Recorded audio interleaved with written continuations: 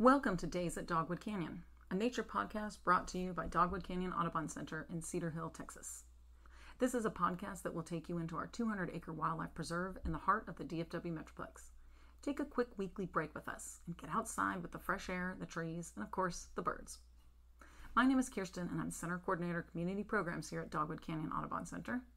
Welcome, listeners, to our Days at Dogwood Canyon podcast. This is a 10-minute podcast about nature, birds, plants, and us. We will talk about how we all rely on each other to live our best lives. Welcome, listeners, to another episode of Days at Dogwood Canyon. And today I have a guest speaker with me. And this is Christman, who works for the city of Cedar Hill. And she's going to tell us exactly what she does. Hey, everybody. My name's Katie. I work for Cedar Hill Parks and Rec. I am the Nature and Open Space Coordinator. Awesome. Nature and Open Space Coordinator. Okay. So there's probably not everybody in Cedar Hill or the surrounding areas knows that this is kind of a new position, right? That's come up recently? It is. It was just created a couple years ago, and I've been in this role for about 8 months, not even a year. Nice. Yeah. All right. So what exactly do you do? That's a great question. So a lot of people hear that and they think, I'm this granola crunchy, nature nerd, which is kind of true in a little sense. But my focus, the main part is helping to manage our Bird City certification. We're one of 10 cities that actually has that. It's a scientific-based certification between Audubon, Texas and Texas Park and Wildlife. But I also am really trying to engage the community in all of the outdoor naturey things we have here in the city. So I try to bridge between our partners that we have here, like Dogwood, the state park, Dallas County, and say, hey, what are you guys doing? How can we connect the community to those things? How can we utilize the spaces that we have? We have about 32 different parks, different preserves in the area. We're known as the, greenest part of the Metroplex, which is evidently true. So we have all these opportunities. So how do we get people to enjoy outside, combat some of the fears that they have with being outside? So that's a big part of my job. Fantastic. I know we're very proud to be here, Dogwood Canyon Yes. Audubon Center, part of the Green Belt, Yes. Which is not the official name, but I think it should be the official Yeah. name of 1382. So we're excited to work with you guys. So why is it that Cedar Hill kind of added this? Why did they make this position in the first place? A big chunk of that, you have to look, even years ago, our leadership decided, hey, in our comprehensive plan, we are going to focus and be intentional about conserving green space. They're not against development. They are pro, let's bring in businesses, but they don't want a concrete jungle. Right. They want to conserve that space because there are benefits to that, both for people and for the wildlife that they see here. So they started off with 20% had to be green space, and then 25% now has to be green space. It can't be developed.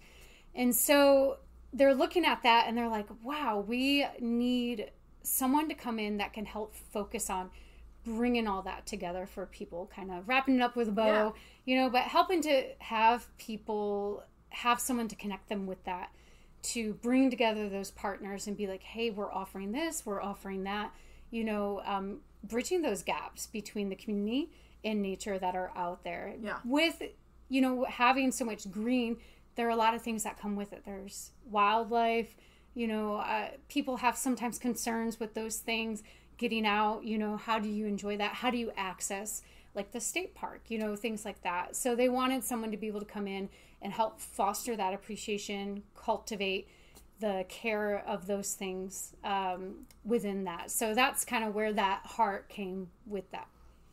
Excellent. Yeah. So I know when we say green space, Yeah. a lot of people are like, what exactly does that mean? Yes. So what are the city's definition of green space? Yeah, so green space can be anything, that is not necessarily developed, but it could also mean a park where you have any type of recreation on it, like a baseball, soccer, things like that, or it could be undeveloped.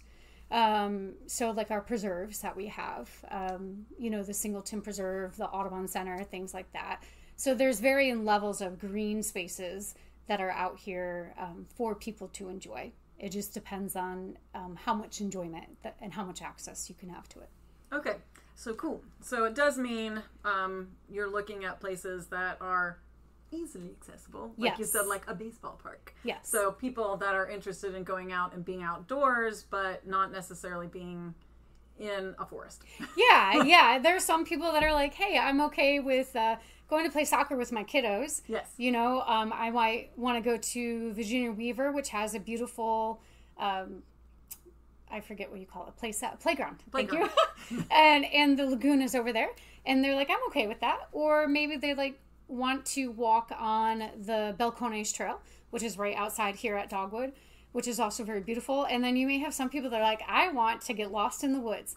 And they can come over here or at the state park and they can hike for 5-something miles and not hear a soul. So I think it's great because you have varying access points for people and you're able to meet people where they're at. Because some people are like, I'm going to tiptoe my way in. Some people are like, I'm ready to just hightail it out into the woods somewhere, which is awesome. Yes. Yeah. Fantastic. So you mentioned Balcones Trail, which is, like you said, out in front of Dogwood Canyon Audubon Center, and it runs the whole length of 1382 throughout the city limits of Cedar Hill. Yes. So that's also a nice way to get people, because it's a paved path. It is a paved path, so it's a nice way to dip your feet in. Yes, it is. And then when you're ready, you can always do some of a smaller trail here at Dogwood or at the state park. Yep. Even Cedar Mountain Preserve is right there off the Balcones Trail. Yes. And those are kind of smaller. Yeah, there's just so many different ways, so many different parks and trails that you can go out on. You'll never get bored here in the city. I think there's so many different access points. And that's what I love about it. You know, and I think a lot of people, they don't always realize like, oh my gosh, we have this all in our backyard. Yeah. And so, you know, if you come and you're like, oh, I want to be a little adventurous, you can come right into the Audubon Center. There's people here, volunteers here that can help you with taking that extra step into that. And the same thing with the state park. There's so many different things to do for whatever you're ready for. Fantastic. Yeah. So people that are listening, how can they find out what the nature and open spaces, how can they find out what you guys are planning? Yeah, so there's a couple different ways. You can always go to the city website. So we put all the events on there from our partners as well. Facebook is a great way to engage with Cedar Hill Parks and Rec, the Audubon Center, the state park. That's great access points for people to see what's going on. Okay, fantastic. So I know we have some things coming up. This is going to be posted in the summertime. And I know we do have some fun stuff coming up there. So definitely check it out. Yeah. I know we've got like a moth night coming up. We've got some hikes with Parks and Rec for July. Yes, yeah. So July is Parks and Rec month, and we're doing our best to encourage people to. The theme this year is where you belong, and so we want people to, you know, access everything that we have here within the city. We have various walks and hikes. There's actually going to be one here at Dogwood. There's one at the state park on Saturday. There's a couple on our trails. We have Moth Night. It's International Moth Week, at the end of July, on July 26th at Lester Lurch Park, which is actually a Dallas County preserve. So there's lots of different ways that you can see what's going on within the city and in a lot of our parks. Excellent. Yeah. Well, do you have any last words that you'd like to say about what you do or anything at all about the city? Yeah, I would say that, you know, if you're interested or if you're not sure about something or if you're like, hey, I've been wondering, you know, you have so many people here, experts here, nature lovers here that are so helpful and so engaging, you know, so feel free, like Dogwood, you could always send them a message on Facebook and they'll answer that, you know, even if your question is like, I saw this bird and I don't know what it is. Yes. They're more than willing to always answer that. And that's what I love about this community. They're always willing to, you know, bring nature to you in some regards. And so I think that's the best part about it. We want to see you. We want to hear from you. We're also working on our parks master plan. Wonderful. And so we're having a community engagement meeting on July 18th at the Allen E. Sims Recreation Center. So come on by, talk to us about, you know, what you love, what you don't like, what you like to see more. and just let us know what's going on. Yes, wonderful. And here at Dogwood Canyon Audubon Center, we love partnering with Cedar Hill and the Nature and Open Spaces Committee, and you and everybody that's involved. Yes. So thank you so much, Katie, for joining us. Yay. And I'm sure we'll hear from you another time. And we hope to see everyone out at all of the programs that Parks and Rec is doing. Yeah. Thank you so much. Thank you.